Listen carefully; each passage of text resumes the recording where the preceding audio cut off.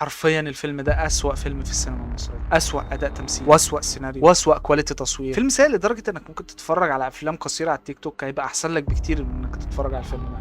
فيلم اشرف حرامي. طبعا عشان احمل الفيلم ده عديت على كميه مراحل بيحاولوا يتاكدوا فيها اني مش روبوت، وكميه اعلانات لمنتجات غريبه. انا بجد لو كنت رحت ريكو البيت وشرح الفيلم كان الموضوع هيبقى اسهل بكتير. بس قبل ما نبدا الفيلم لازم نتكلم في نقطه مهمه. دي الحلقه الاولى من سلسله ابو جان السينمائي. Woke up looking for the broccoli. High key, keep a horn on me. That could my seat. IP ownership, the blueprint is by me. Mr. Get off, I get off at my feet. الافلام المصريه في منها نوعين. في افلام كلاسيكس اللي هو حاجه بتتخلد في التاريخ، اللي هو انت تقدر تتفرج عليها في اي وقت قدام بعدها مثلا من 30 سنه عادي مش تحس بالملل، وبيبقى المخرجين بتاعها معروفين. يعني مثلا عندك عمرو سلامه، كنت تتفرج على الفيلم بتاعه شويه كادرات نظيفه، منظف اللينس بتاعت الكاميرا، حاجه زي الفل، وهتخرج من الفيلم مش فاهم حاجه بس هتبقى استمتعت، فاهم؟ تحس انك شفت فيلم كويس. لكن في بقى افلام سيئه لمخرجين سيئين، انت مش عارف ايه غرضهم من الفيلم ده. هو المخرج لقى نفسه قاعد كده فاضي معاه العده اللمس النوكيا 200 ولا حاجه، يقول لك انا هصور بقى فيلم. بس انا مش فاهم ازاي فيلم زي ده اتصرف عليه ميزانيه كبيره وفي الاخر المكسب يعني بيكفي المخرج ان هو يروح بوبر وياكل كشري وهو مروح. لان الفيلم ضعيف فشخ. يعني في حد يجيب صولا عمر في فيلم؟ يعني اذا كان احنا مش طايقين على التيك توك تجيبها لي في فيلم كامل؟ مش منطقي الصراحه. حتى بص طقم الممثلين يعني مفيش حد فيهم معروف نهائي. يعني انا عاوزك تقول لي مين فيهم كان في فيلم قبل كده ونجح. هم معاهم محمد علام. Damn, what is that, bro? طبعا ما شفتش الفيلم فما اقدرش احكم عليه. يمكن الفيلم ما تسوقلوش كويس ففشل، او يمكن مثلا صولا عمر عملت له شير في الستوري عندها فالناس عرفت خلاص احنا مش هنشوف ايه السنه دي. بس بيبقى فيه افلام اسوأ من كده بكتير زي الفيلم اللي معانا النهارده اشرف حرامي. يعني انا حاسس ان هم قعدوا يفكروا في الاسم وخلاص استهلكوا ابداعهم كله في ان هم يطلعوا لك اسم كرييتيف. هتحس ان اسم الفيلم فيه حاجه تشدك تدخله عشان تعرف اشرف ده حرامي ولا ده اشرف حرامي، فاهم؟ طبعا هم فاكرين عدى 16 سنه على الفيلم ومحدش خلاص محدش هيتكلم على الموضوع. ما يعرفوش ان انا هاجي بعد 16 سنه اراجع المصيبه اللي عملوها زمان. انا حاسس ان انا اقدر اقول رايي بعد كده في الافلام عادي. يعني تحذير، لو مستني ان انا احللك الفيلم فده مش هيحصل، لان انا اكسل بكتير ان انا اعمل ريسيرش وبس. تحذير. قرر كل من أشرف وسعد إنهم يتولدوا وينزل كل واحد فيهم من بطن أمه. شديه وليا وخلصينا، خلينا بقى نشوف اكل عيشنا. طبعا دي الطريقه اللي اتولد بيها اي تيك توكر في الكوكب. انا ما شفتش في حاجه زي كده.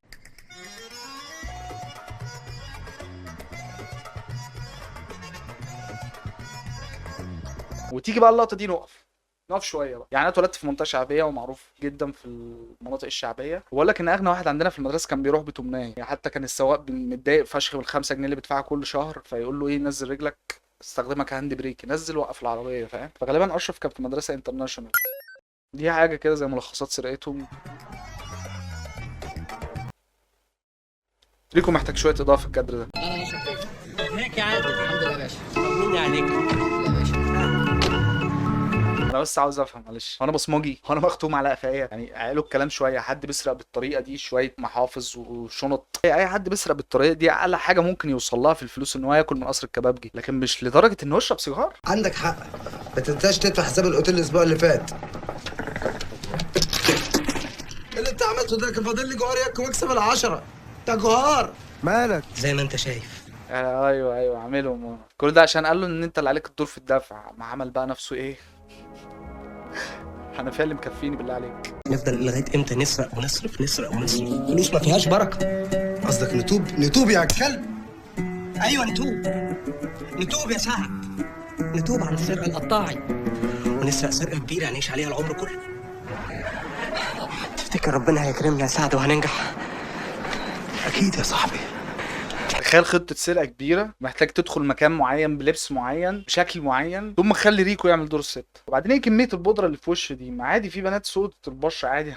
المخرج عنصري قال لك لا ما فيش بنت شبه ريكو، ادهنها لها ابيض. يلا وريني. مش بطال ابدا. خدنا الجوهره. انا بس عاوز افهم هم هيعملوا كام حاجه تحبطني طول الفيلم ده. انت المفروض لما بتكمل عمليه سرقه بتروح تخبي الحاجه بتتصرف فيها كده. انا ما بتنزلش في كورنيش النيل في وسط المكان اللي مليان امناء شرطه وظباط وتقعد تقول سرقنا جواره. مش هو انا وبعدين بعيدا بقى عن الفيلم خالص، يعني دي حاجه ملهاش علاقه بالفيلم، هو ازاي ريكو نزل الكورنيش كده؟ ازاي ريكو نزل اكتر مكان في مصر فيه بني ادمين بالشكل ده؟ هو تقريبا ما صدق ان هو ينام مع بنات في السليب اوفر، فقال لك لا خلاص كده لحد اما اموت. انا عاوزك تركز معايا في اللقطه دي. هنا الحكومه بتجري وراهم عشان تقبض عليهم. هل هنا الحكومه بتجري وراهم عشان تقبض عليهم عشان سرقوا مجوهرات من الحفله؟ اكيد لا. في الحقيقه الحكومه بتجري وراهم عشان سرقوا الشبشب واحده ست هنديه.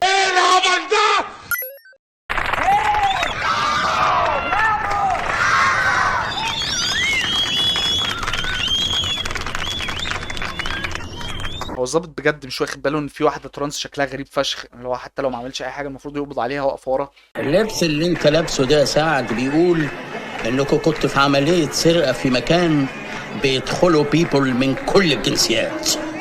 اما الدموع الهوت اللي في يور ايز دي. ثانيه واحده، هو ليه ريكو مكمل في دور الترانس لغايه دلوقتي؟ يعني هو ممكن يغير اللبس عادي. عشان اقول لكم انا متاكد ان هو مبسوط ان هو بيتصاحب على بنات كتير بقى وبتاع، فهو مبسوط دلوقتي. هو مش هيخلع اللبس لغايه ما يموت. الغلابة بيحطوا فلوسهم في البنوك وهم بيطيروا بيهم. الراجل ده يا جدعان بيجيبوه في كل ادوار الشر، يعني انا متاكد ان الراجل ده شرير في الحقيقه، فاكيد هو عنده تجارب سابقه وخبره ممتازه وسي في محترم في الموضوع ده. ايه هي السرقة الخطيرة اللي عملتوها من ورايا؟ انا قلت لكم اكيد راجل شرير. يعني هو في حد يرقص مع ريكو وهو لابس الكلام ده غير لما يبقى مجرم حرب، شخص شاف حاجات كتير وحشه في حياته، فمش هتيجي على ريكو وهو لابس زي ست. طبعا بياخد سنه في السجن عشان سرق شبشب ست هنديه. ميك سنس الصراحه. لسه هستنى لما اخرج. يا رب يا رب سعد يجي لي السجن ويطمني يا رب. طبعا هيجيلك. اشرب اشرب. انت ايه اللي جابك؟ انا دعيت ان انت تجيلي زايد مش مسجون. بس ده مش معناه ان ربنا راضي عنك يعني، لا. هو اكيد سعد مش هيقدر يكمل يوم واحد بره السجن من غير ما يتقبض عليه. عارفين سعد اغبى بكتير ان هو يسرق واي فاي وما يتسجنش. المهم ان هو بيتسجن معاه يعني في نفس الزنزانه، عشان المخرج عاوز كده. يعني مصر فيها زنزانات كتير وقواضي كتير وبتاع، بس هو بيتسجن معاه في نفس الزنزانه مش مشكله.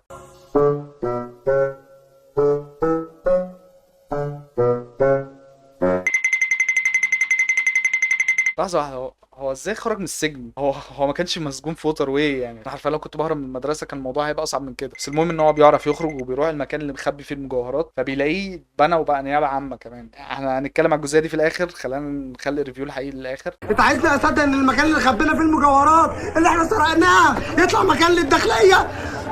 او النعمه حسنه. ردة فعل ريكو هتكون ايه يا ترى؟ يا ترى هيقول له على خطط كتير ولا هيقول له خلاص احنا نتوب؟ يعني هو اسم الفيلم اشرف حرامي فيبقى شريف وبتاع. لا، هو ما عملش اي حاجه من كده، ويبدا يغني اغنيه جديده على طول. طبعا انت عارف الراجل لما بيخسر كل حاجه بيبقى واقف نفس الوقفه، يسرق مجوهرات وما يعرفش يصرفها، بيبقى واقف كده بالظبط قدام المديريه. انت مواطن. ايه يا عم في ايه يابا؟ انا نقيب شرطه فرج شديد فرج شديد فرج شديد. فين مبنى اداره المباحث اللي هنا؟ اصل انا منقول جديد من الصعيد وعايز احدد موقعه بالضبط. زي ما قلت لك انا منقول جديد من الصعيد. أيوة. انت هتصاحبني يا مواطن ولا ايه؟ قلت لك انصراف. بالراحه. لا ابتليك بعربيه تشيلك يا بعيد. للمره الثانيه تحصل الموضوع ده، ان هو يدعي يعني ما يقولش مثلا يا رب ارزقني بمليون جنيه ليه والفيلم يخلص. فانت اغبى حادثه ممكن تشوفها في حياتك. العربيه ماشيه بالراحه، وبعدين حتى لو ماشيه بسرعه هل ده كافي ان هو يخليه يفقد ذاكرته؟ بس الحقيقه هو فقد يا دكتور فقد شرفه ذاكرته، لم يعد يتذكر شيئا من الماضي. يعني هو ليه بيتعامل مع الذاكره ان هي كارت ميموري؟ فاهم؟ اول ما حد هيخبطك هتقع منك. ليه ما يحصلوش عاهه مستديمه او عظمه يتكسر؟ طبعا خطه اشرف بتكون ان هو ياخد مكان الضابط وبتاع، الراجل فاقد الذاكره وبتاع، فايه يروح هو مكانه باسمه وبتاع. يعني حاسس ان هو مش معاه بطاقه والجو ده، بس مش مشكله. طبعا المقلب بيخش على النيابه عادي، وبيقدر اشرف ان هو يتعامل ان هو ضابط وبتاع. فجاه بيلاقي قدامه اجمل واحده في السينما المصريه، شيرين رضا. هو يخلص بس المهمه اللي هي عايزاها دي، على امل بس ان هي ممكن تنزل معاه في يوم من الايام سيركل كي. طبعا المفروض الموضوع سهل عليه ان هو يخش دلوقتي ياخد المجوهرات ويمشي، بس لا. هو بيلاقي شيرين رضا بتدخل عليه المكتب وهو بيحاول يسرق، فبتقول له على باقي المهمه، فهو زي اي سمب في الكوكب هيضطر يساعدها وخلاص. يعني ساعدها وكشف الحقيقه. بيحاول يسرق المجوهرات مره كمان وبيفشل، ومره كمان وبيفشل، لحد ما الضابط الحقيقي فاق من الغيبوبه وساعد خلص فتره السجن بتاعته وخلاص. يعني ناقص ايه؟ القيامه تقوم، ناقص تشوف المسيح الدجال يجي يقول له يا ابني حرام اللي انت بتعمله ده، انت غبي قوي. وبيحصل المشهد المتوقع ان هو اول ما لبس البدله كواحد حرامي، انا متوقع المشهد ده هيحصل. هو دلوقتي بيكون قاعد عادي، فبيلاقي حرامي بيسرق شنطه ست في الاتوبيس وبيجري وراه وبيقفشه. توقع معايا بقى هيطلع مين يا ترى؟ شيرين رضا، محمد صلاح، حسني مبارك، ولا يعني احتمال ضعيف قوي ان هو يطلع صاحبه اللي كان معاه في السجن يعني. طبعا لو كنت ظابط وقفشت ريكو بيسرق حاجه انا هسيبه يهرب واديله حاجه كمان يعني، مش هاخدها منه. ظابط طول السنين دي ومخبي عليا. انت واجري على البيت. يلا شيرين رضا بتبتدي تحس بحاجه غريبه يعني، هي ما حسيتش وهو عارف كل اماكن العصابات في القاهره، ما حسيتش لما كل ما تدخل عليه تلاقيه متشعلق في مكتب رئيس النيابه، ولا حست بالنضاره الغريبه اللي هو لابسها دي. لا هي تحس لما يسيب ريكو يعني، زي ما بقول لك انا لو ظابط وشفت ريكو بيسرق حاجه انا هسيبه يمشي واديله حاجه، حتى بص في ملامحه لمده 10 ثواني. انا ممكن اساعده كمان. الاسوأ من كده ان هي مش بتبقى متاكده يعني، هي شك. انا بس حاسه ان في حاجه غريبه. بعد كده انا محتاج اقعد مع روحي شويه. انا بالليل هكلمك اطمنك عليا. ان شاء الله. باي باي فريد. باي باي. السلام عليكم. عليكم السلام. من فضل حضرتك كنت عايز اسال على الباشا الضابط فرج شديد. معلش يعني هو ساب العساكر كلهم يعني، كل العساكر اللي واقفين دول، وراح سال اكتر واحده يبان عليها قد من بيج سبيك اب اللي هي هتهزقه بعد اول كلمه هيقولها لها عشان يسالها. ده بجد نقيب فرج؟ ايوه. ما هو ماشي قدامك اهو، روح الحقه. الحق مين؟ نقيب فرج اللي منقول من الصعيد. ايوه. ما تروح اهو قبل ما يبعد.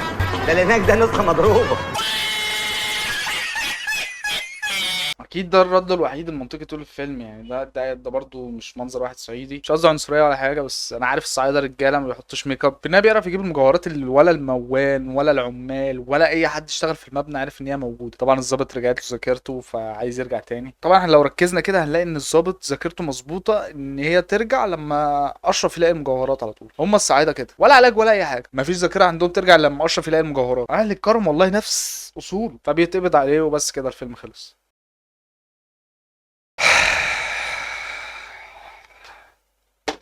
ايه ده؟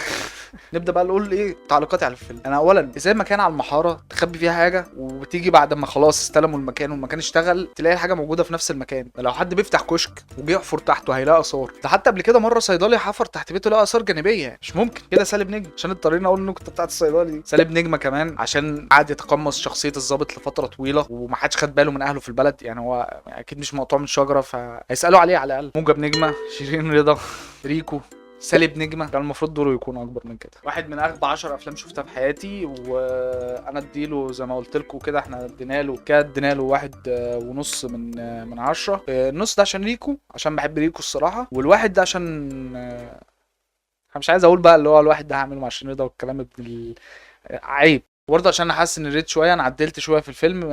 قولوا لي رايكم في الكومنتات على التمثيل بتاعي. اقدم لك نقيب فرج شديد فرج. اهلا يا باشا، متهيألي اتقابلنا قبل كده. نموذج سيء لضابط الشرطه المستهتر المتهاون الجبان. ثانيه واحده يا حضره الظابط، الاستاذ ده منتحل شخصيه الظابط اللي موجود في الفيلم، نسيت اسمه كان ايه؟ عامل لي فيها ضابط يا روح امك. انت عارف يا انتحال شخصيه ضابط شرطه عقوبتها ايه يا كلب؟ اظن كل حاجه واضحه قدامكم دلوقتي. تحت مصر خد الوقت لما افضله.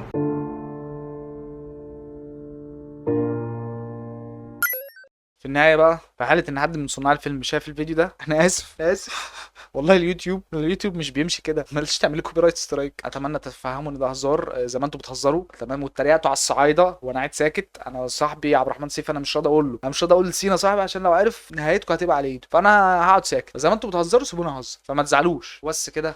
لو عجبك الفيديو يا ريت تعمل لايك وسبسكرايب.